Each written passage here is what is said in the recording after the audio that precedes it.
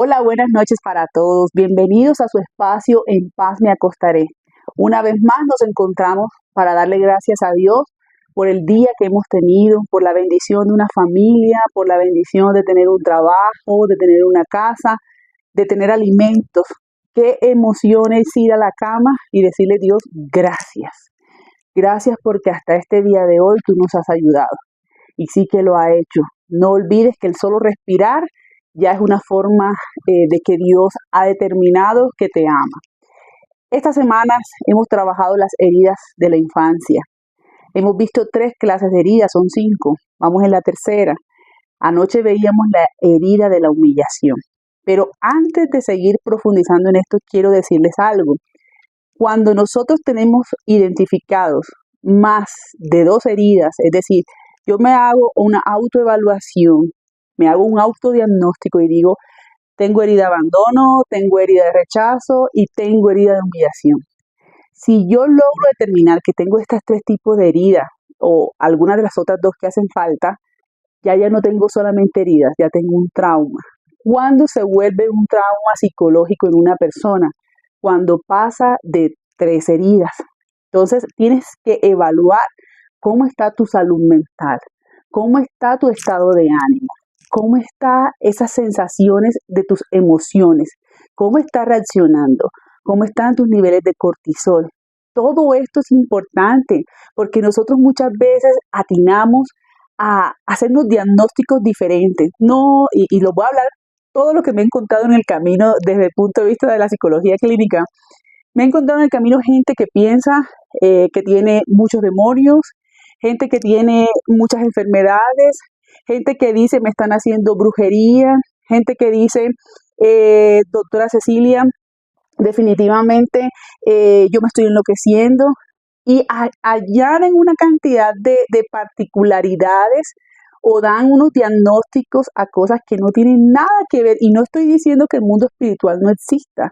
El mundo espiritual existe, real. Todo lo que acabé de mencionar existe.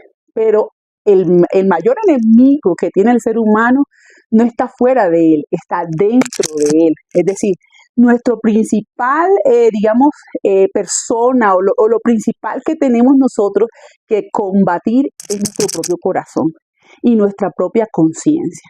Entonces, muchas veces, ¿verdad? Atinamos a decir cosas que no están sucediendo, sino que están dentro de nosotros mismos y nosotros mismos somos los mismos responsables. Entonces, cuando pasamos de 3 heridas, nosotros ya indeterminadas, o sea, determinadamente ya estamos con un trauma.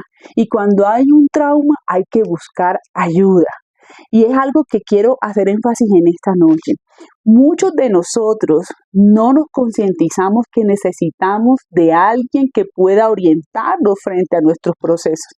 Queremos llevar nuestra vida como si fuera algo normal, el cargar con estos miedos, el cargar con estas culpas, el cargar con estos rechazos y humillaciones. Y no es normal. Y para que tú puedas salir de esa lucha interna que tú tienes, debes buscar a otros que estén en un nivel de tranquilidad un poco más alto que tú. Porque todos tenemos problemas, todos tenemos batallas que vencer todos los días. Cada uno tiene en sus diferentes áreas cosas que sanar. Pero cuando tú identificas que ya tienes un trauma, tú debes buscar una ayuda profesional. O si no hay una ayuda profesional, ve a una ayuda espiritual que pueda acompañarte en ese proceso de hacerte una autogestión y puedes decir, ¿sabes qué? Yo necesito de esa ayuda. Ayer cuando veíamos la herida de la humillación, mucha gente se comunicó conmigo por TikTok, por Instagram, por Facebook y me hacían preguntas, ¿no? Y me llamó la atención una particular expresión que un esposo me hacía o me decía, ¿no? Y les voy a comentar hoy. Y él decía, doctora, es que mi mujer tiene que aguantar las cosas que yo estoy haciendo porque así como Jesucristo aguantó, ella es cristiana, una mujer de determinada religión, y ella tiene que aguantar como Jesucristo. ¡Wow! A mí eso me dejó muy impactada, porque es una realidad y está viviéndola el mundo entero. Y no solamente desde el punto de vista de una mujer, puede también ser un hombre. Normalizar la violencia como una forma de autoflagelación. Es decir, si yo maltrato a alguien, eso no lo veo como mal. Y la persona que está siendo maltratada tiene que aguantar ese maltrato. Ya veíamos que la herida de la humillación precisamente es una máscara, ¿verdad?, de desconfianza que se forma y que nos permite a nosotros, digamos, a aguantar y acolitar todo ese maltrato que otras personas hacen con nosotros.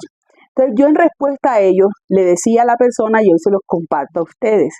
Hay un versículo bíblico que me llama mucho la atención y es en Jeremías 29:11.